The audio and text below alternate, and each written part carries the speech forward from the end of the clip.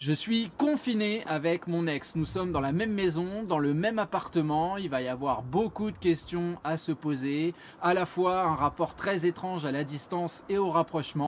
Comment dois-je réagir dans cette situation? C'est ce que nous abordons tout de suite après le générique.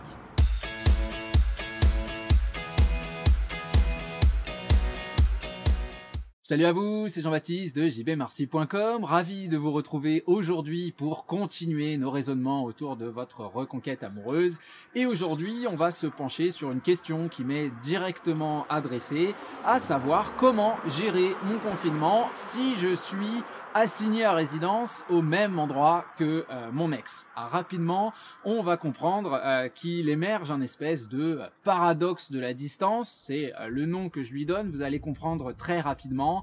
Nous sommes en effet géographiquement et physiquement dans une idée de proximité avec une personne qui a émis le souhait de distance au niveau émotionnel, au niveau psychologique, au niveau même relationnel. Donc on se dit que si les situations vont être aussi diverses que variées, du fait qu'on s'entende plutôt pas mal, au fait que on s'entende pas bien du tout et qu'on soit ensemble par la force des choses, un appartement qui est en vente, qu'on n'a pas eu le temps de finaliser le processus avant le décret du confinement, le fait qu'un des deux ne puisse pas vivre ailleurs ou ce genre de choses, à d'autres idées comme le fait d'avoir des enfants ensemble.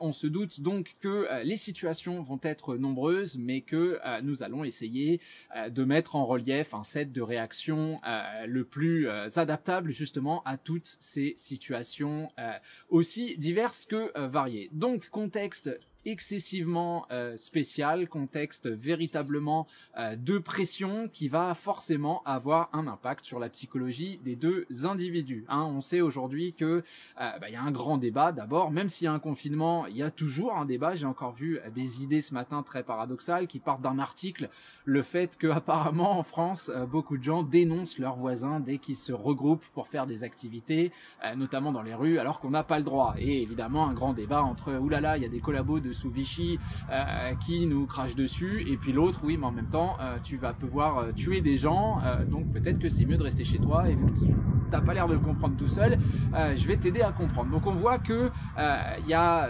beaucoup de sources informationnelles qui vont créer de la pression chez tous les individus, et c'est évidemment sans parler des nombres effectifs de personnes malades, de décès malheureusement. Donc on sait que effectivement contexte très particulier, et c'est vrai qu'on a tendance à comparer ça avec les périodes de guerre, parce que notamment les couvre-feux, le confinement, si vous voulez, ces idées-là, la dernière fois qu'on a vécu ça, personnellement j'étais pas né, comme beaucoup d'entre vous sans doute, c'était effectivement pendant la guerre où on se faisait bombarder, où il fallait pas sortir pour rester en vie. La logique est la même, pas forcément l'ennemi, mais en tout cas on comprend donc qu'on est dans une situation de crise, une situation exceptionnelle. Donc oui, nous allons nous attendre à, de la part de la personne que nous avons face à nous, une certaine distanciation, si vous voulez. Ce que je dis toujours, c'est qu'il n'y a pas de petit guide de la rupture amoureuse. Donc la personne qui est face à vous, elle n'a pas créé le corona, elle s'y attendait pas forcément, et du coup la situation actuelle n'est pas une volonté absolue. Donc on va être dans cette idée qu'on va pas non plus savoir véritablement comment se comporter avec vous. Les idées que je partage avec vous dans cette vidéo, finalement, elles émanent du bon sens et puis de ma propre expérience, pas en tant que coach en reconquête amoureuse pour le coup, mais tout simplement parce que j'ai fait beaucoup de colocations étant plus jeune. Je suis parisien, donc on comprend bien quand on a quand on fait ses études entre 18 et 23-24 ans, moi j'avais pas du tout les moyens d'être propriétaire ni de louer un appart tout seul dans Paris, donc très clairement colocation c'était la solution la plus simple. Et on s'aperçoit de quoi quand on est en colocation, qu'il y a toujours d'abord cette volonté du bien commun, de l'entente commune, et puis je pense que même si de base il y a un conflit entre vous deux, on n'a pas envie, si le confinement va s'allonger, d'être en guerre perpétuelle, et on va s'apercevoir que rapidement il y a deux types de comportements, on a deux types de colocataires, on a celui qui va s'isoler complètement et puis celui qui va être dans le partage. Et quand on analyse leur comportement, je veux dire, il y a des choses qui vont être très simples, très logiques,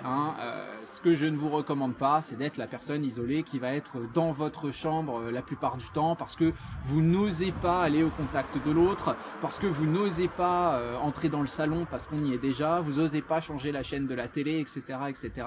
Plus vous allez être en retrait, plus quelque part vous allez signifier qu'il y a un véritable conflit. Vous allez me dire oui mais on me fait la tronche, oui mais on me parle pas, oui mais ceci, oui mais cela. Bien évidemment qu'il va y avoir des moments plus chaleureux et des moments plus froids où chacun va faire ses propres activités. Dans ces moments froids, ce qui va être très intéressant pour vous, c'est de vous focaliser sur tout ce qui est projet personnel. Je veux dire très clairement, peut-être que vous n'avez pas le temps d'aller faire les activités qui vous permettent de déplacer votre focus. Par contre, vous avez énormément de temps pour les préparer, pour être dans la planification, que ce soit des projets, encore une fois, très personnels qui concernent votre travail, que ça concerne vos loisirs, que ça concerne l'organisation de votre temps, je n'en sais rien. Moi, je peux vous dire que être confiné, c'est un petit peu mon existence, parce que je travaille de chez moi. Je sortais jusqu'ici, jusqu'à ce qu'il y ait quelques semaines, faire du sport et évidemment avec mes enfants, avec ma compagne, etc. Mais je suis quand même, quand le lieu de son travail est son lieu d'habitation, forcément, on y passe énormément de temps. Et en ce moment, encore plus. Et du coup, c'est vrai que le temps libre que je ne peux pas passer dehors, je le passe à la planification, notamment, devinez quoi, je vais encore vous parler de sport, de ma prochaine saison. J'essaye d'élargir la portée géographique de mes déplacements. J'essaye déjà de regarder les dates qu'on a d'habitude pour certains tournois pour voir si je peux pas faire d'une pierre deux coups, rester une semaine dans une ville qui serait un petit peu plus loin, travailler de là-bas, etc., etc. Réfléchir et élargir un petit peu le cadre de ce que j'ai l'habitude de faire, de sortir de mon train-train pour voir si je peux pas un peu rattraper le temps perdu, parce que mine de rien, forcément, on perd l'exercice physique, on perd les classements, on perd pas mal de choses. Et moi, vous savez que c'est quelque chose qui m'intéresse énormément. Donc, le temps libre, je le passe sur des projets personnels et ce sont des choses que vous pouvez faire et que vous n'avez pas besoin de vous isoler dans votre chambre pour faire. Vous pouvez très bien vous mettre dans le salon, vous mettre dans des pièces à vivre qui sont des pièces de partage. Et cela vous permet toujours tout simplement d'avoir un petit commentaire sur quelque chose qui passe à la télé, d'analyser aussi le non-verbal de la personne que vous avez face à vous. Si votre ex s'isole, on va pas par contre aller frapper à sa porte pour le ou la gonfler. Nous, ce qu'on veut, c'est que vous soyez dynamique avant tout pour vous. Donc on a cet espace de projection, de projet personnel, de travail sur ce que vous pouvez, ce que vous ferez après votre sortie du confinement. Peut-être que vous êtes en train de chercher un appartement, évidemment vous avez le droit d'ouvrir le Bon Coin ou le site PAP, machin, ce que vous là où vous cherchez. Et oui, ça peut se passer devant votre ex. Encore une fois, moi j'ai toujours cette vision, alors peut-être à tort, mais j'ai vécu avec tout type de colocataires, je sais pas combien j'en ai eu, mais c'est pas que j'avais du mal, c'est pas que j'aimais pas les personnes, mais c'est tout de suite moins facile d'être spontané, agréable, souriant et intéressé aussi envers quelqu'un qui reste dans sa chambre, qui a son nom écrit sur son yaourt, qui vient une fois que la bouffe est faite, voir s'il reste quelque chose, ou qui se fait son petit truc au micro-ondes tout seul, quoi. Et pour casser cette ambiance, oui, il faut des moteurs. Et on se doute, comme je vous le disais tout à l'heure, qu'en période de rupture amoureuse, ça va être à nous de faire les efforts, et on voudrait que vous soyez ce moteur. Et le dynamisme, il peut être impulsé dans cette cohabitation, j'ai envie de dire, à travers vous aussi des actions qui sont des actions très simples finalement, comme l'idée de, je sais pas moi, lancer une partie sur la console de salon, une partie où c'est jouable à deux, avec les enfants s'il y a des enfants, sinon entre vous deux, qu'on soit capable d'assumer tout seul si la personne ne joue pas. On veut pas que vous éteigniez si la personne vous dit ah non j'ai pas envie. On veut que vous soyez capable de d'aller faire à manger, puis que ce soit un truc un petit peu engageant, je sais pas, des crêpes, une raclette, évidemment ça va dépendre de ce que vous avez dans le frigo et tout, je vais pas dans les considérations comme ça, que ce soit je sais pas de faire des cocktails, il vous reste du rhum, vous avez décidé de faire des mojitos, pour peu que vous ayez un peu de menthe sur le balcon, tout de suite ça peut être un peu sympa quand on passe dans la cuisine de vous voir piler la menthe avec les glaçons et tout, de se dire ah tiens qu'est-ce que tu fais, vas-y viens avec moi, file-moi le shaker, enfin voilà, quelque chose qui soit des activités à la fois simples, à la fois du quotidien, même si on veut pas picoler tous les jours non plus, quoique avec les Skype apéro et tout, et qui soit relativement engageante pour la personne que vous avez face à vous. Vous voulez pas juste rentrer dans le salon pour prendre le DVD de Mission Impossible et puis le regarder dans votre chambre tout seul. Encore une fois, ce qui va être le plus intéressant possible, c'est d'être dans une espèce de projection de choses très simples à faire à deux. Et après, évidemment, tout va dépendre des contextes particuliers, sans jugement aucun de ma part. Je sais qu'il y a encore des gens qui vont les uns chez les autres. Effectivement, si ça se passe, soyez disponible, soyez présent, soyez souriant, soyez voilà, hein, le ou la colocataire typique, mais celle qui a le sourire et qui a envie d'eux, si vous voulez. À partir de là, très clairement, je veux dire, ça relève du bon sens. Il va y avoir des risques. Il va y avoir des risques de rapprochement. Et évidemment, oui, je parle de relations sexuelles. Pourquoi ? Parce que on est encore une fois dans une période très étrange qui fait réfléchir énormément sur soi-même. Et puis il va y avoir des envies, il va y avoir des pulsions. J'ai déjà des retours où c'est le cas, donc c'est une évidence. Est-ce que vous devez craquer ? Est-ce que vous ne devez pas craquer ? À situation exceptionnelle, mesures exceptionnelles. Petit clin d'œil à quelqu'un qui se reconnaîtra, mais en tout cas il y a cette idée que oui, ce sont des choses qui peuvent arriver. Maintenant non, on ne veut pas, absolument pas même en faire une récurrence, et je vous préviens, et vous en faites ce que vous voulez de cette idée là, mais derrière un dérapage, on va appeler ça comme ça, il y a de fortes chances que la personne que vous ayez face à vous remette de la distance. Donc à mon sens, il va falloir jouer, et ça va dépendre de qui vous êtes et de la personne que vous avez face à vous, mais il va falloir jouer avec cette notion de on n'a pas vraiment le droit, laisser les choses un petit peu avancer, réussir à montrer que c'est pas la meilleure des idées, et si ça se passe malgré tout, faut pas éviter ça à tout prix non plus. Je veux dire, on a quand même quelqu'un qui veut se rapprocher de vous, mais c'est pas la voie, c'est pas du tout la meilleure voie, c'est pas du tout par là que ça se passe si vous voulez, mais si ça se passe, faut montrer que vous restez ultra naturel, que vous étiez préparé à ce genre de choses. Dernière petite idée que je voulais mettre en place, parce qu'encore une fois, difficile d'être très précis dans une situation qui a l'air simple, à savoir je suis confiné avec mon ex, mais qui finalement englobe tout un tas de possibilités. C'est cette idée que on va continuer de vouloir communiquer avec toutes nos idées, système crise, messages environnementaux, etc., etc. Et s'il y a des soucis de communication ou des soucis organisationnels, par exemple, où est-ce que vous dormez sur le canapé, dans une autre chambre, dans le même lit, etc., etc.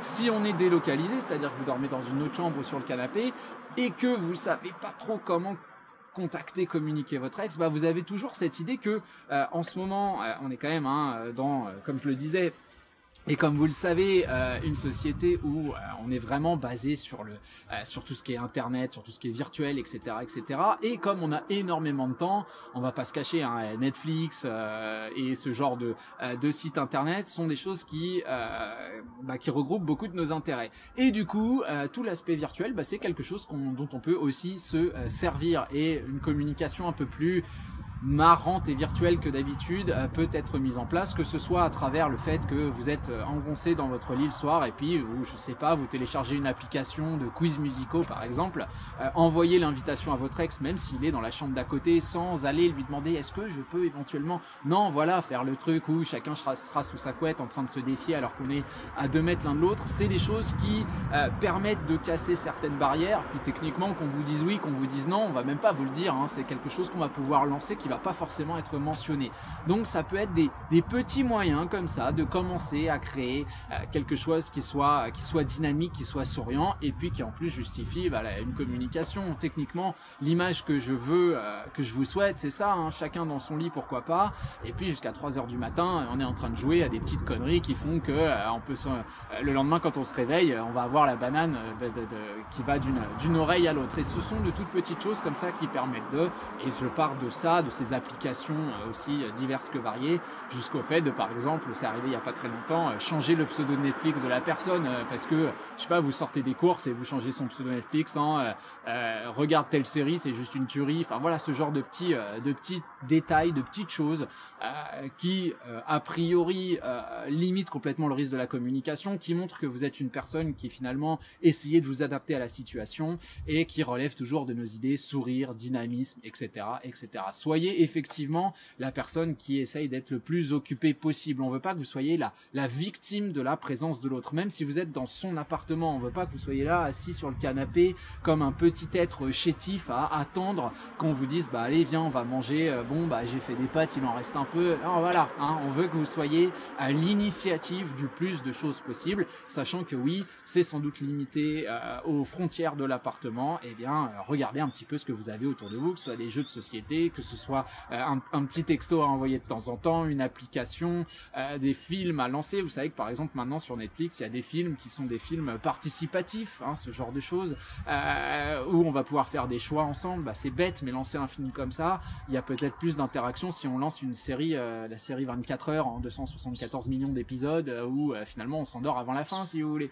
Donc voilà, soyez imaginatifs, et je sais que c'est pas très concret, mais en même temps c'est une situation très difficile, et pour le coup où j'ai vraiment besoin de connaître pratiquement la taille de l'appartement, si vous voulez, pour donner des conseils bien plus précis. En tout cas, j'ai essayé de vous livrer les premières idées. Si vous en avez des idées, si vous voulez décrire votre situation, ne serait-ce que pour aider la communauté, partager, faire des retours entre vous, c'est avec plaisir. Vous avez les commentaires sous cette vidéo. Moi, je vous abandonne là pour cette semaine. N'hésitez pas à partager, liker, etc., etc. Ça fait toujours grandir cette chaîne, et il me reste à vous souhaiter une très très bonne semaine, et on se retrouve la semaine prochaine. Ciao ciao.